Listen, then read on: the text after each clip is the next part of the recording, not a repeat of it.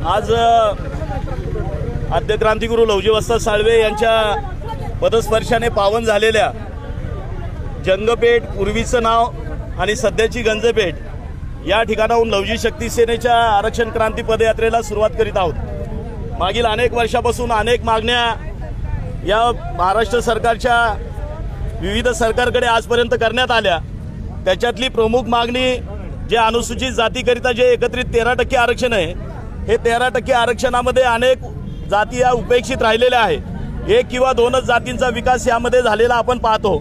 त्यामुळे या ठिकाणी अनुसूचित जातीचे जे एकत्रित आरक्षण आहे त्यामध्ये अबकडनुसार वर्गवारी करण्यात यावी, अशा अनेक मागण्या घेऊन मागील अनेक वर्षापासून लवजी शक्ती सेना सातत्याने रस्त्यावरचा लढा देत आहे।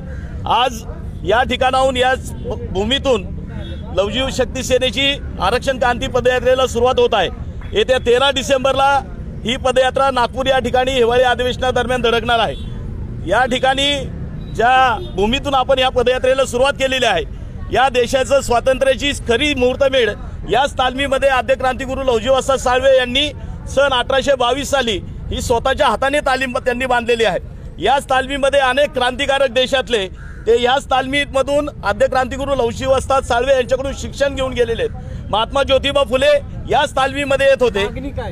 मागणी आद्य आरक्षणाचं जे एकत्रित आरक्षण आहे याच्यामध्ये अबकडनुसार वर्गवारी करण्यात यावी ही मागणी घेऊन आणि त्याचबरोबर पार्टीच्या धर्तीवर आरटीची स्थापना करण्यात यावी, इतर अनेक मागण्या घेऊन ही आरक्षण क्रांती पदयात्रा नागपूरकडे निघालेली आहे। या ठिकाणी सरकारला आम्ही जे आज सध्या महाराष्ट्रामध्ये आणि देशामध्ये जे आरक्षणाचं वातावरण आपण पाहतोय, अनेक समाज या ठिकाणी विविध राज्य सरकार असेल केंद्र सरकारकडे आरक्षण मागतंय।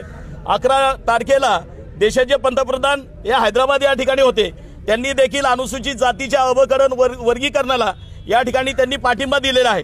निश्चित या ठिकाणी महाराष्ट्र राज्य सरकार देखील जे मागच्या 25 मार्चला जे कर्नाटक सरकार राज्याने त्या ठिकाणी अनुसूचित जातीमध्ये वर्गीकरण केलं, जे पंजाबमध्ये 1974 सालापासून तिथल्या अनुसूचित जातीचं वर्गीकरण केलेलं आहे, त्याच पद्धतीने त्याच धर्तीवरती महाराष्ट्र राज्य सरकारने देखील या ठिकाणी हे आरक्षणाचं वर्गीकरण करावं। अन्यथा मातंग समाज आता स्वस्त बसायला तयार नाही। आपण ज्यांना आता सध्या अनेक समाज या ठिकाणी आरक्षणाची मागणी करत असताना विरोधक देखील त्यांच्यासाठी पोपटासारखे बोलतात, सत्ताधारी देखील त्यांच्याकडे या ठिकाणी लोटांगण घालतात। मात्र खऱ्या अर्थाने जो उपाशी आहे, खऱ्या अर्थाने जो मातंग समाज आहे, यांच्या शेतावरती, यांच्या कारखान्यावरती, यांच्या सगळ्या संस्थावरती कामाला जातो, मजुरी करतो, त्या मजुराकडे कोण पाहणार? दुर्दैवाने ही अशी परिस्थिती असताना आम्ही मात्र या ठिकाणी या मातंग समाजाचे हाल पाहू शकत नाही।